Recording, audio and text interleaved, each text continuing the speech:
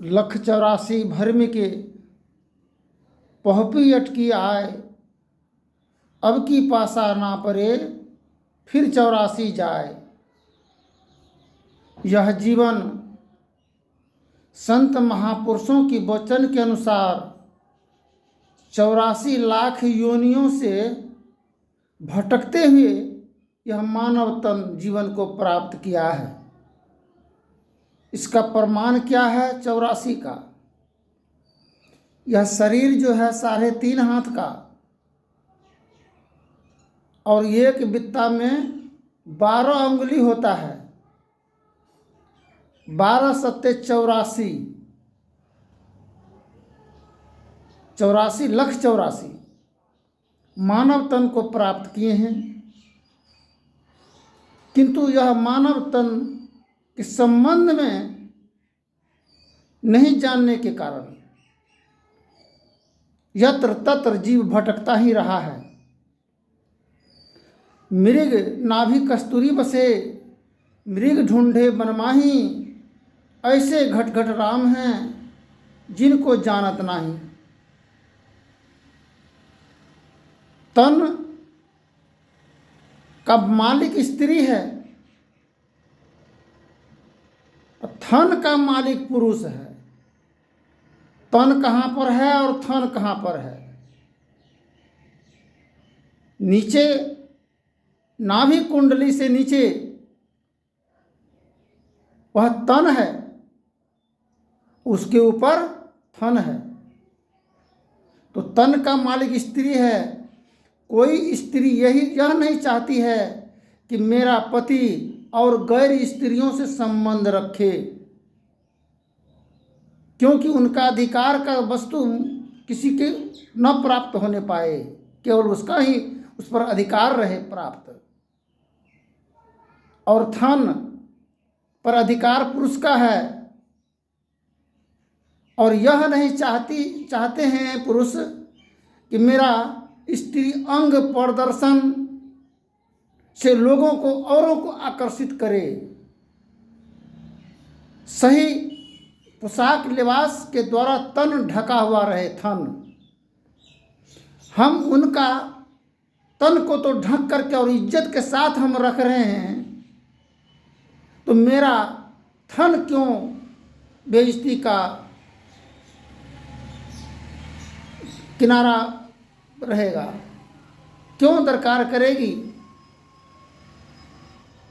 ठीक इसी प्रकार इस 9 द्वार में जीव पड़ा हुआ रहने के कारण, नीचे है 9 द्वार, ऊपर है 10म द्वार।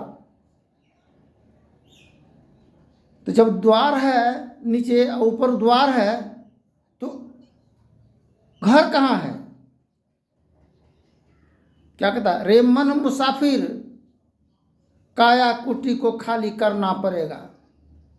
यह शरीर जो है ये कुटी है, काया कुटी है। अंतर हृदय में ईश्वर परमात्मा का राम वास है। परमात्मा महादेव शिव पार्वती के साथ जब जा रहे थे, मर्यादा पुरुषोत्तम श्री राम सीता के खोज में गाछ वृक्ष मृग पशु से पूछते थे कि मेरे सीते को देखे हैं? तो शिव महादेव प्रणाम किया भगवान राम को। सीता महारानी कहती है, पार्वती जी, ये प्रभु आप प्रणाम किसको किए हैं? बोला, मर्यादा पुरुषोत्तम श्री राम है, भगवान है वह, हम उनको प्रणाम किए हैं। पार्वती जी, संदेह, स्त्री के अंदर में संदेह हर हमेशा रहता है, संदेह उसका निवारण होता ही नहीं है। बोली, शिव महादेव कहते हैं, देखो वह नारायण श्री हरि हैं। बोला, अगर नारायण श्री हरि होता तो क्या एक पत्नी के खोज में इधर से उधर दर बदर भटकता? श्री हरि का मतलब क्या है? संसार है उसके अंदर में।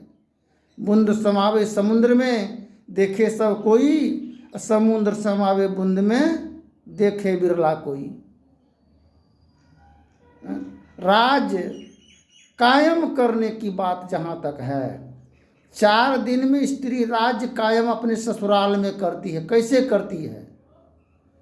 बाप लिया दहेज बेटा का, न इतना टका लेवे करेंगे, जमीन बेच करके जैसे भी हुआ दे करके, माल मवेशी बेच करके, ऋण कर्ज उठा करके दहेज दिया, बेटी को पढ़ाया लिखाया, पढ़ाने लिखाने में ही तो दम टूट गया। उसके बाद में तब दहेज। वह बेटी जब ससुराल जाएगी तो वो क्या करेगी?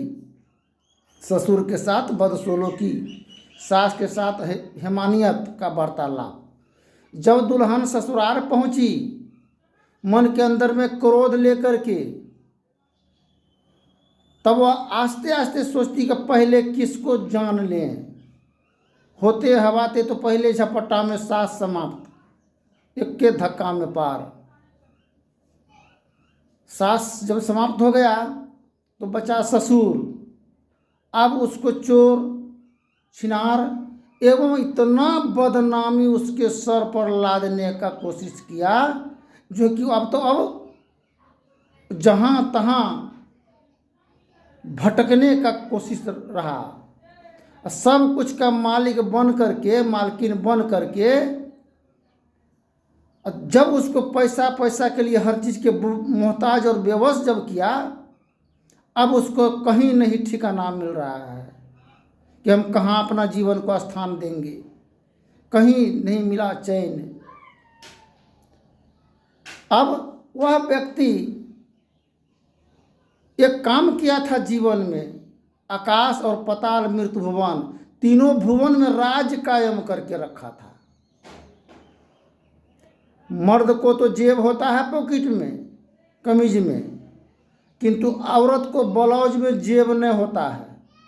अब मर्द का पॉकेट खाली, अब वहाँ ब्लाउज भरती तो घर का दशा और दुर्दशा क्या होगा मर्द का।